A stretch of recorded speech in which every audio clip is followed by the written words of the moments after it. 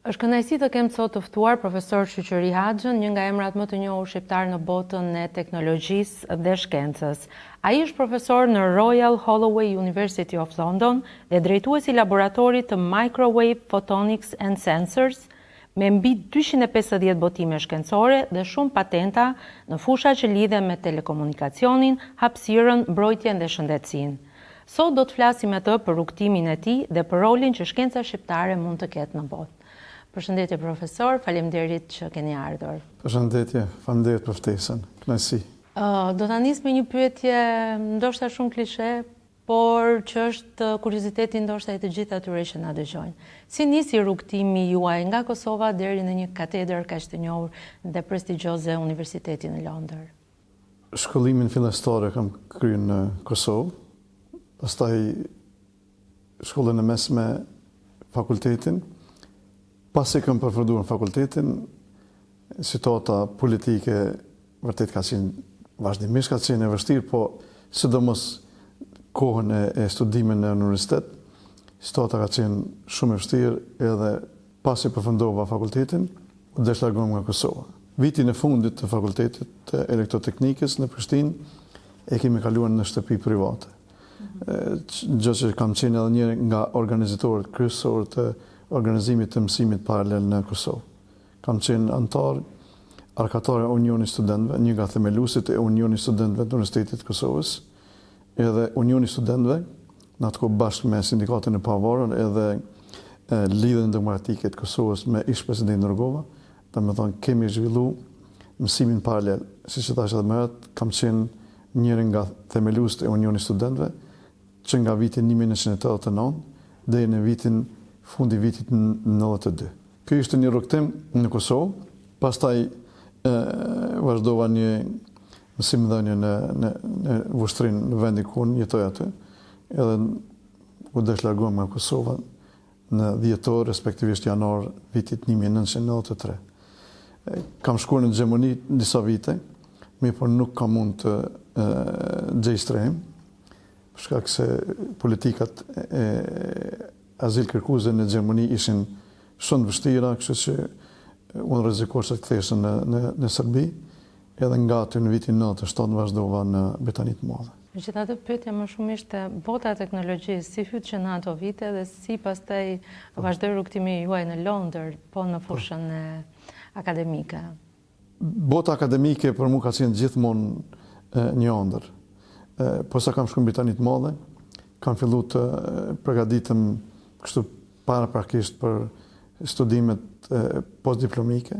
Kam kryer një master, edhe në fund të masterit më është ofruar një studentship nga universiteti, nga City University, që të vazhdoj doktoraturën. Dhe jemi diku në mes të viteve 90 apo jo? Kjo ka po, vitin 98. Që akoma teknologjia, inovacioni ishin fusha të panjohura. Vërtet. Ende të pa eksploruar. Ende të pa eksploruar, ende kështu interneti nuk ishte marrë ndonjë, nëse mund të them kështu, një ekspozicion të madh, zhvillim të madh. Unë aty përfundova masterin me një notë shumë të shkëlqyeshme. Pastaj më njëherë fillova doktoraturën në po të njëjtin departament. Në një lëmi që atëherë nuk e kam ditë që është vërtet një lëmi që është teknologjia e ardhme. Aty e kam kuptuar pasi kam filluar.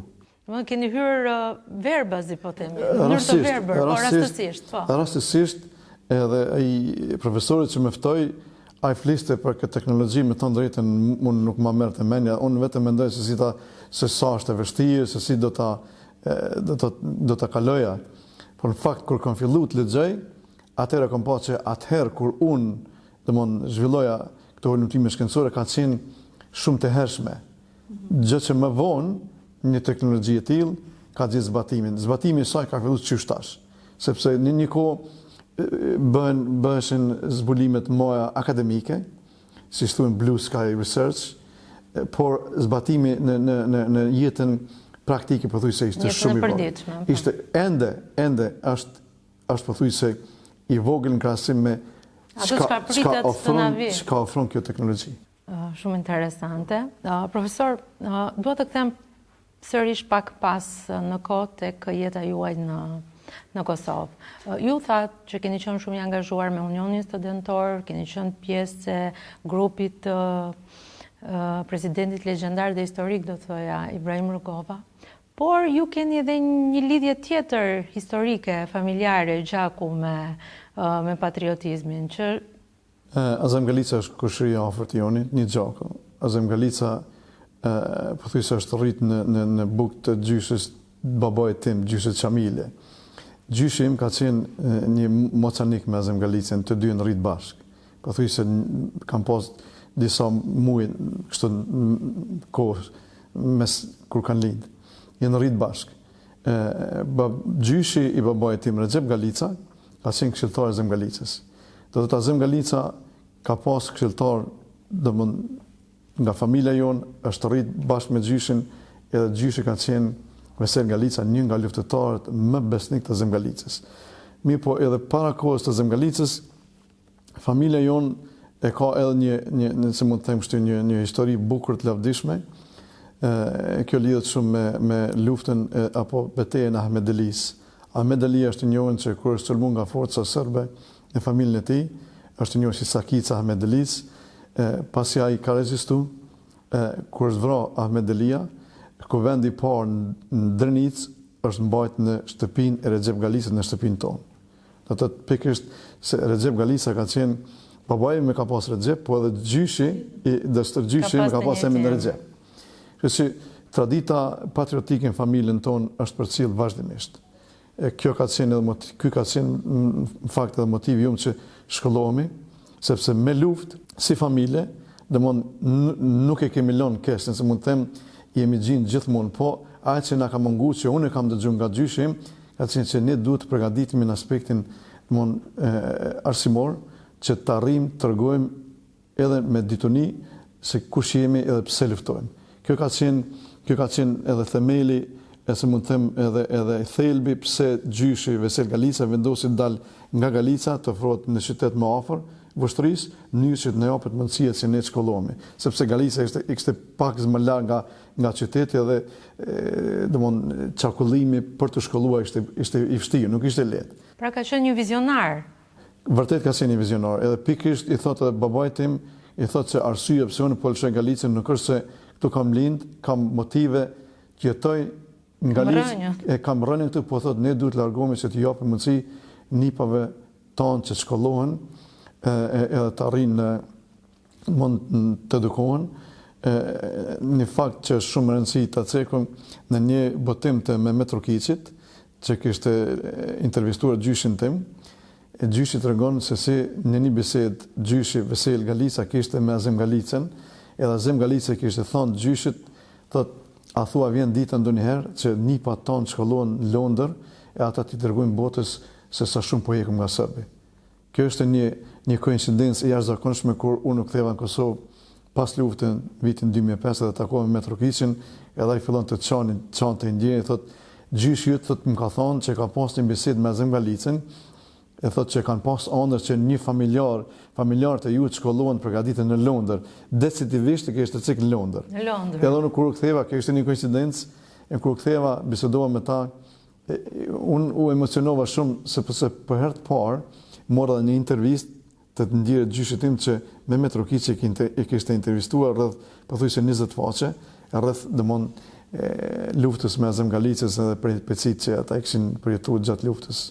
Pra mund të themi ju realizuat ëndrrën e gjyshit tuaj, fjalë për fjalë, arritët të arsimojeni, të keni një karrierë shumë të suksesshme, jo vetëm akademike, por edhe në botën praktike, në menaxhim, në industri, në inovacion, dhe mbi të gjitha të përvojën tuaj kaq të madhe arritët ta ktheni edhe në vendlindje. Pra të jepni kontributin tuaj pikërisht aty ku gjyshi juaj kishte edhe këtë ëndrrën e madhe.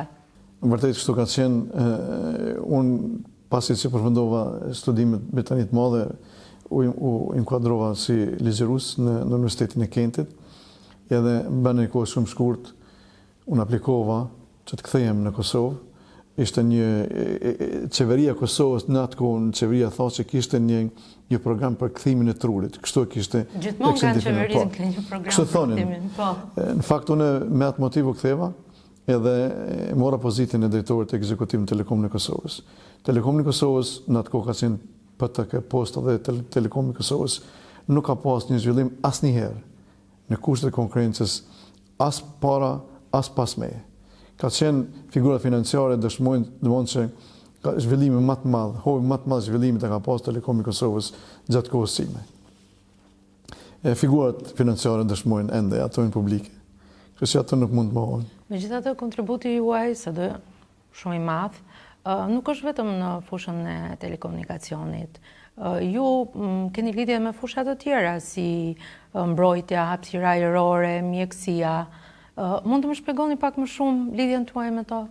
Ne kemi një numër bukur të madh patente, mbi 15 patente, po ekipi im që punoj kemi mbi 30 patente. Në ekipin tim kemi kuadër që domthonë pajisjet e tyre përdoren edhe nga NASA. Ideja në patenta, a mund t'i bëjmë pak më të prekshme për dëgjuesit? Patentat për shembull që kanë lidhje me mjekësinë. Po, patentet dallojnë nga publikime shkencore. Patentet janë kryesisht ide shumë origjinale që zakonisht do të mbrohen. Po nga patentet do të zhvillohet një produkt. E këtë ne e kemi arrit. E cilat produkte keni konkretisht? Ne kemi arrit produkte që të zhvillojmë produkte për, si bie fjala, UNAZ, që bën matjen e sheqerit në mënyrë non-invazive, dhe bën matjen e glukozës në mënyrë non-invazive të njerëzit. Patenta përfshin të gjitha qenjet, jo vetëm njeriu, po edhe kafshët, edhe patenta jemi në zhvillim me Siprën. Kemi një bashkëpunim edhe me Universitetin në Shqipëni, me VBU-n, Western Balkan University. Edhe dal nga dal kam filluar që t'i kthej këto inovacione edhe në vendin tonë. Kështu që këto është nga patenta i zhvillohet një produkt, dallon ekziston një grup akademik shumë i vogël në sektorin e sistemit edukativ që të arrijnë që nga këto ultime shkencore të kalojmë në praktik realisht në ato çfarë mund të sjellë. Unë kam pothuajse afër 300 publikime shkencore, mirë po patentet dallohen nga publikime shkencore sepse do të gjesh fonde që t'i mbrojsh ato. Bie fjala për një patent që ne kemi, të marr shembull, dikon rreth pothuajse 40.000 pound. Na ka kushtuar që ta mbrojmë. Është një ide inovative dhe që do të ndihmojë shumë njerëz padyshim. Po qëllimi është që ato 40.000 pound bie fjala e mbron patentin, po ai produkt kur të komercializohet, pastaj do të gjenerojë hyra. Do të bëhet fjalë për projekte multimilionëshe që do të gjenerojë zhvillim ekonomik që do të sjellë gjëra. Toni inovacione që do të bëjnë një konkurrencë me teknologji më zhvilluar, bëhet fjalë për bëjmë konkurrencë me Apple, pastaj teknologji tjera të avancuara që përdorin inteligjencën artificiale. Ky shembull që sapo më thatë profesor, pra bashkëpunimi juaj me Universitetin Shqiptar, është një shembull shumë konkret i angazhimit dhe i kontributit që diaspora sjell në vendlindje. Dhe doja t'ju pyesja, si shihni ju rolin dhe ndikimin e diasporës shqiptare në zhvillimin e shkencës dhe teknologjisë? Unë shoh një potencial të jashtëzakonshëm. Për fat keq qeverit si në Shqipëni ashtu edhe në Kosovë nuk e shfrytëzojnë këtë potencial. Ekzistojnë pothuajse iniciativa shumë të vogla. Nuk janë iniciativa, nuk konsideroj se janë iniciativa sinqerta. Një kryeministër i një vendi që don vendin e vet, që don me zemër, e që mendon të jetojë historikisht ndoshta 200-300 vjet, ai ose ajo do t'ja bëjnë një të mirë Shqipënisë apo Kosovës apo trojet tona. Që ta kthej trurin, vërtet ta kthej trurin, t'i ofroj mundësi ty në kuadrëve që të kthehen në vend dhe ta japin kontributin e tyre, i cili është është shumë vështirë, pothuajse as ChatGPT, as nuk ka inteligjencë artificiale që mund ta përcaktojë se çfarë zhvillimi të hofshëm do t'i sjellë vendin. Po zonë, nëse qeveria shqiptare investon 50 milion euro, mena një vit apo dy, unë jam i bindën që ai kthim mena disa vite do të shkojnë në 500 milion me tutje. Kuadrët me përvojë në shtetet perëndimore, po them gjithmonë kuadrët shqiptare, nuk hezitojnë kthehen. Po hezitimi edhe problemet që ndodhin në vendin tonë, sepse ata nuk mirëpriten. Është një konkurrencë jo e sinqert. Ato kuadër luftohen me metoda tepër tulta, që mos t'i japet hapësirë atyre që në zonë pozita që ta japin kontributin e tyre. Kuadrat që do të kthehen, janë kuadrat që do të luftojnë edhe korrupsionin. Ato kuadra janë kuadrat që janë zakonshëm. Ata janë përgatitur në gjithë sektorët. Vetë çështja aty në punës dallon nga vendet, nëse mund të them në rajon këtë. Nuk kanë mentalitet korrupsionit. Por kuadrat që kanë dhënë që janë kthy, janë keq përdorur. Shembull konkret kemi unë jam kthy në Kosovë vitin 2008. Politika vendore në atë kohë, udhëheqja politike nuk duhet të cek me emra, ata janë dy persona. Nuk kalon metoda tulta pa përdorur që të pamundsojnë qëndrimin në Kosovë. Mi po kam qëndru për kundër vullnetit tyne, sepse unë vim me një background historikisht që mburremi që nuk dërzohemi para, nuk i firgohemi askujt. Do të them kështu në mënyrë më të sinqertë. Edhe kur është pyetje në vendi jonë, nuk llogarisim asgjë. Ka qenë iniciativa jonë personale që të vazhdohet. Por, po të kishte dikush tjetër, askush nuk do të hynte në një rezistencë të tillë që të vazhdoj e të ballafaqohet me një konkurrencë aq të ulët që pothuajse ka qenë pamundur që mund të qëndrojnë ato pozita. Mirë po, interesi ishte i madh, sepse vendi përfitonte shumë, edhe ashtu ndodhi. Mirë po, pasojat kanë qenë tepër të mëdha. Si individ, po se dëshiron të bash një punë, mos bësh pjesë e strukturës korruptive, ti do të paguash një çmim të lartë. Edhe ashtu ndodhi. 15 vite struktura të tillë politike me krijon e krimit që kanë udhëhequr Kosovën atë kohë, nuk kalon metodë tult pa përdor prokurorinë e Kosovës, që për fatkeq një pjesë e tyre janë vegël i politikës, edhe me lista njerëz janë godit.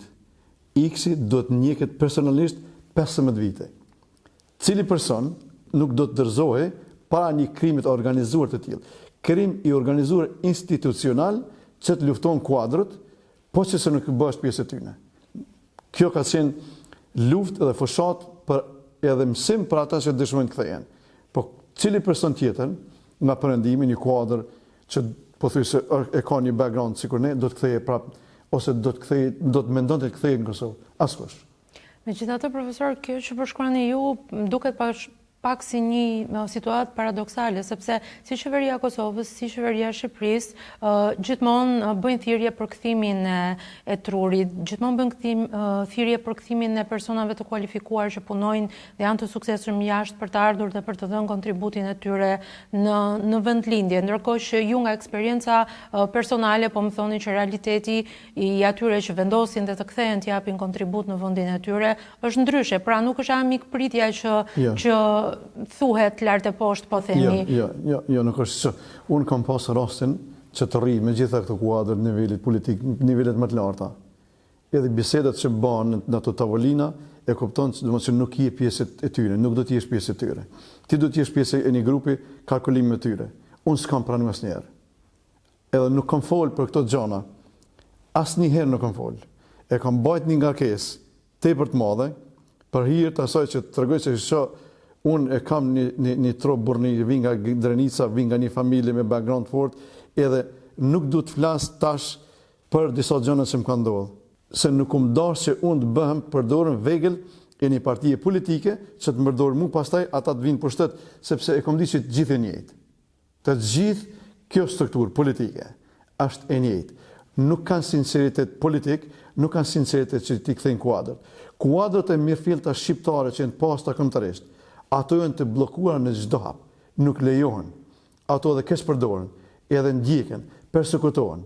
Arsyet janë që mos kthehen, sepse po të kthehen ata, nuk do të ketë vend më për kuadra apo grupe të interesit që do ta keq përdorin vendin tonë. Këto janë politikë, kjo është një tragjedi kombëtare që po ndodh. A mund ta ndryshoj kush këtë citat? Kjo do ishte pyetja e radhës. Unë kam pas rastin që gjatë punës time punoj pothuajse me të gjitha strukturat, në gjitha nivelet më të larta shtetore, nga kryeministria, ministrit, rregullatori, EULEX-i, organizata ndërkombëtare, individ ndërkombëtar. Pra keni ndjekur gjithë zinxhirin. E kam ndjekur gjithë, kam pas kontakte edhe me ish kryeminista shtetin perëndimore.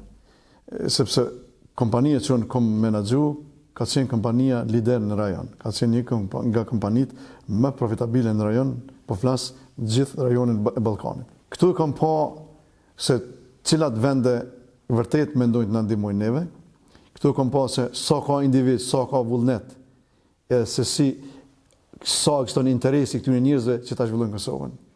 Po flas për Kosovë se unë isha atë në Kosovë. Po kam pas tash që të vjen në Shqipëri. Jam edhe një nga themeluesit të Operatori Plus në Shqipëri. Domthonë me qëllimin e vetëm kombëtar që ta themelojmë një operator kombëtar tonë. Mirë po, unë nuk mund t'i kritikoj të gjithë. Ka individ me të vërtetë që duan vendin. Po në përgjithësi nomenklatura politike, interesat grupore janë tepër të vështira. Shpesh thuhet që oligarkët menaxhojnë paratë e politikajve. Kështu thuhet në Britaninë të Madhe. A shumë është e vërtetë. Pjesë e oligarkëve, nëse mund t'i quajmë kështu, si në Kosovë, sikur në Shqipëri, por në Kosovë më tepër, menaxhojnë paratë e politikajve. Ata qëllojnë mbrapa atyre. Unë e kam prapë them, e kam bajt një barë, pa asnjë, nëse më them kështu, si thuhet një pikë të zezë, në çumsht, vetëm që do vjen ditë që unë do flas e do t'i them realitetin. Realiteti është ky. Asnjëherë nuk kam gjetë politikaj në Kosovë që ka pas vullnetin të shtyj këto procese që të përkrahen kuadrot e të zhvillojnë institucionet. Të gjithë e kanë pas interesin grupor apo partijak. Interesi kombëtar ka qenë terciar. Këtë e them me plot bindje edhe i ftoj të gjithë ata politikaj. Si në Kosovë, si Shqipëni, që të ballafaqohem me ta direkt. Unë jam ai që do t'i ballafaqoj të gjithë politikaj shqiptar, edhe atë të kaluamën, edhe tash që të më bindin mua që ata vërtet interese kanë pas interesin kombëtar. Gjë që është e kundërta, edhe me këta ekzistues. Pra, profesor, ajo që praktikisht po më thoni është që dëshira për profesionistë shqiptarë në diasporë është shumë e madhe për të ardhur për të kontribuar në vend, pavarësisht deklaratave publike të qeverive përkatëse për t'i mirëpritur, realiteti është tjetër ndryshe. Pra nuk i duan qeveritë e vendeve të tyre. Jo, realiteti është ndryshe. Tjetër çka thuhet për publik, po realiteti është ndryshe. S'po duhet të kalosh në filtera të ndryshëm, do të ulesh në tavolinë, do të merresh vesh për gjëra që kuadrët në botën perëndimore nuk i kanë përjetuar asnjëherë. Mirë po, për fat keq kështu ndodh. Tash, kjo botë akademike, sidomos është kjo academic freedom, është liria akademike. Akademik në Britaninë të Madhe, politikaqët frigohen nga akademikët. Kurse në shtetet tona këtu, akademik frigohen nga politikaqët. Se po se thuan këtë që e themur, ato do të kemë pasojë. Po në Britaninë të Madhe është e kundërta. Është tjetër gjë. Edhe në botën perëndimore akademikët e kanë këtë të drejtë, këtë liri që s'ja falën askujt. Dhe si e shihni ju zgjidhjen e këtij ngërçi? Çfarë propozoni ju për ta zgjidhur? Unë shoh këtë po që se ndodh, nëse them në atë botën. A mund të ndodh pyetja? Mund të ndodh. Po kushdo që do ta merr këtë iniciativë do të ketë pasoja. Do të ketë pasoja personale, shumë të mëdha, por ai do ta ngrecë këtë treguesin shumë lart që tjerët mund ta vazhdojnë. Unë e ligjëroj London e Business Intelligence in Telecommunication. E gjithmonë ditën e parë që e ligjëroj studentëve, ju them, nëse ju si kuadër nesër apo pas nesër do ta menaxhoni një kompani të telekomit në një vend ku ka korrupsion, ose do ta sakrifikoni veten që ta arritni kompaninë, ose do ta sakrifikoni kompaninë që vetë përfitoni. Tash për gjithë ata që merren me politikë, po flas për ata servilet politik e ata klientelizmin politik që ekziston në Kosovë. Edhe unë duhet të shqetësoj në sy. Po që se kanë guximin, më dalin përballë çdo njeri, edhe në kompaninë ku unë kam punu. Të ballafaqohemi me fakte, do t'i bind që ata janë struktura e asaj nomenklature që e kanë shkatruar edhe telekomin, edhe sistemin, pothuajse në përgjithësi të zhvillimit të Kosovës, po flas për Kosovë, për atë kohë që kam qenë në. Tash po kthehem prapë pyetjes tuaj se a ekziston mundësia? Ekziston mundësia? Nëse them këtë botën ideale që dikush do ta merr ta udhëheq, po opsioni tjetër është që gjeneratat e reja mos të dorëzohen. Ata nuk duhet të varen nga askush, duhet të përgatiten në aspektin profesional, se askush që mos varet nga politika që t'i ftoj t'i punësoj. Ata nuk kanë nevojë që të joshin për punë. Ata do të kryejnë vende punës vet, zhvillojnë sektorin privat, ashtu në ato kushte bukur vështira, po mos bën vegël e askujt, edhe kjo strukturë e kësaj gjenote të re të jenë klasë më revolucionare, më të guximshëm, t'ja thonë sy. Mos guxojnë politikanit të del përballë një gjenerate të re, e të flasë, të gënjej, e të jap gënjeshtra apo premtime që nuk mund të realizoj. Apo ta vjedh votën vjen për shtet, edhe më vonë pastaj t'ja shkatroj, nëse më them kështu, jetën apo karrierën e tyre pikërisht ata që ja dhan votën ata vet. Me qënë se jemi tek gjenerata e re, ata që ju mendoni se do të cilin ndryshimin dhe që duhet patjetër, mendoni se sot është një moment që gjenerata e re ka më shumë pengesa për të arsimuar dhe për të arritur nivelet larta në diaspora apo jashtë vendit të tyre, apo ka më shumë lehtësi?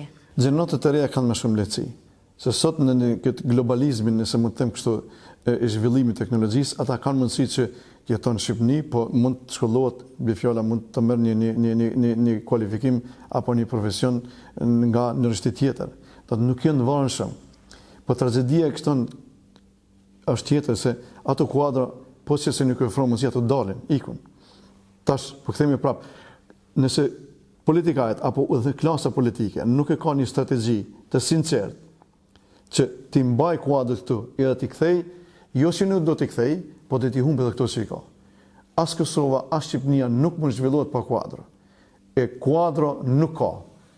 Unë ju them një rast konkret, përthuajse 6 muaj kam kërkuar që ta punësoj një inxhinier që e një hardware-in elektronikën, nuk kam gjetë. Nuk ka, domthon asnjë institucion në rajon këtu që përgatit inxhinier që e një hardware-in që bën domthon programimin e mikroprocesorëve që është i pavarur që ta fusë në punë. E kjo tregon domthon se sa kemi domthon largim se sa edhe po se ekzistojnë disa, ata do të mësojnë jashtë, sepse kushtet e punës janë shumë më të mira se që i afrojnë domthon në shtetet e ndryshme. Edhe bota perëndimore ka mungesë të kuadrove. Ato mezi presin të marrin kuadrat, po kuadrat duhet të mbash. Jo vetëm që ti sjellësh, po ti mbash. Ti ofrosh kushte, vazhdimisht edhe ti ofrosh domthon edhe jetë më të mirë, edhe nëse do ta zhvillosh vendin, kështu zhvillohet edhe gjithë sistemi. Ju sapo më folet për këtë mungesën, për këto ekspertët që po ikin, që vendet e tjera që kanë mungesë janë shumë më të etur për t'i thithur. Po ndërkohë, si mendoni në Shqipëri dhe në Kosovë, cilat janë fushat që mendoni që kanë më shumë nevojë për ekspertizat e shqiptarëve që jetojnë jashtë? Mungesa më e madhe në shtetin tonë, po flas nëse mund të them edhe në Kosovë, edhe në Shqipëni, është nuk ka fabrika, nuk ka produkt, nuk zhvillohet pothuajse asgjë.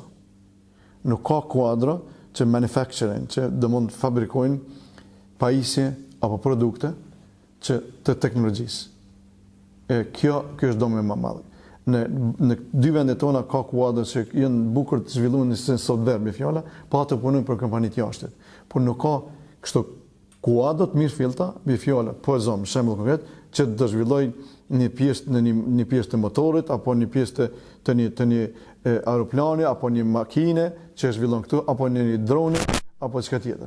Ne kemi teknologji të gatshme që i marrin. Ne tash ka kompani në Kosovë, në Shqipëni që blejnë pajisje, që bëjnë 3D printing, 3D printimin e 3D. Pa nuk është teknologji, nuk kemi kuadrat që ta bëjnë atë trudin. Pra ju po thoni ne thjesht importojnë teknologji nga jashtë, ti përshtasim këtu dhe themi që po ecim në botën e inovacionit. Po ndërkohë konkretisht vetë ne si vende, qoftë Shqipëria, qoftë si Kosova, nuk kemi realisht kapacitete të tilla. Nuk kemi kapacitetet që edhe këto pajisje bie fjala që ndërtojnë jashtë, që ti bëjmë bashkë të zhvillojmë. Ne s'kemi kapacitet që ndërtojmë bie fjala produkte që inovitet në vendin tonë, vetë. Kjo është domthon kuadër, ka mungesë kuadër, ka mungesë të fabrikave që ndërtojnë këto infrastruktura. Bie fjala për ta instaluar një teknologji 6G apo në tarme 7G, domthon edhe shtetet perëndimore kanë probleme. Por ato tash kanë filluar të zaventojnë, domthon se i kanë marrë nga Kina, tash kanë tentuar, domthon që të zhvillojnë brenda në vendin e tyre, in-house manufacturing. Kjo është komponenta kryesore e një shteti të pavarur që mund të qëndrojë ekonomikisht, edhe politikisht. Kjo është komponenta kryesore. Cila është ëndra juaj më e madhe për ndikimin që dëshironi të lini në shkencë dhe në shoqërinë shqiptare? Personalisht kam arrit një karrierë bukur mirë në shkencë dhe teknologji, jem një nga shkencëtarët 0.1% fotonik më të mirë në botë. Mirë po, kjo nuk më kënaq mua. Unë dëshira ime, ëndra ime është ta kthej këtë teknologji brenda në vendin tonë. Ëndra ime është në afrohen mundësi, pa politik, të kemi atë lirinë akademike, apo edhe zhvillimin e produkteve, me fjalët të vendosin fabrika, ne kemi mundësi që të sillim edhe investime, po të sillim edhe teknologji edhe investime. Mirë po, jo kur politika i përzin durt edhe na pengojnë. Kjo është ëndra ime, po atë ndodh kjo varet gjithmonë nga qeveritë si në Kosovë, si Shqipëri, edhe bëj ftesë. Nëse duan vërtet ta testojnë veten, unë ofroj që tulim me ta, personalisht ose publikisht. Çka sjell unë edhe çka ofrojnë ata. Hajde dalim debat. Në Shqipëri apo në Kosovë. Çka unë sjell këtu, edhe çka do të ofroj këtë teknologji, edhe çka ofroni ju si politikaj që e keni politikën dorë, ju keni çelësat, e sa po na hapni dyert. Hajde tregojmë. Edhe ta themi atë publikisht, zotimet që ata do t'i bëjnë publik, t'i mbajnë, e zotimet që e baj une, do të mbaj. Edhe ta bëjmë këtë në televizion live, le të mbetet në histori, edhe të kthehemi pas 3 viteve, ta shiqojmë sa ata kanë realizuar nga i premtim, sa kam realizuar unë nga i premtim që do të bëj. Dhe me këtë ftesë të hapur publike që bëni të dyja qeverive, si asaj të Shqipërisë si asaj të Kosovës, po mbyllim këtë intervistë bashkë profesor. Uroj që të ndodhi sa më shpejt, do të ishte shumë e mirë dhe shumë me fitim për shoqërinë shqiptare dhe atë të Kosovës, që një gjë e tillë të ndodhte, sepse sikurse artikulohet nga mëngjesi deri në darkë, kthimi i trurit shqiptar nga jashtë në vendlindje do sillte zhvillime shumë të mëdha ekonomike, sociale, por edhe politike. Shpresojmë që kjo të ndodhi. Faleminderit shumë për intervistën. Faleminderit, Nesi, faleminderit shumë gjithashtu.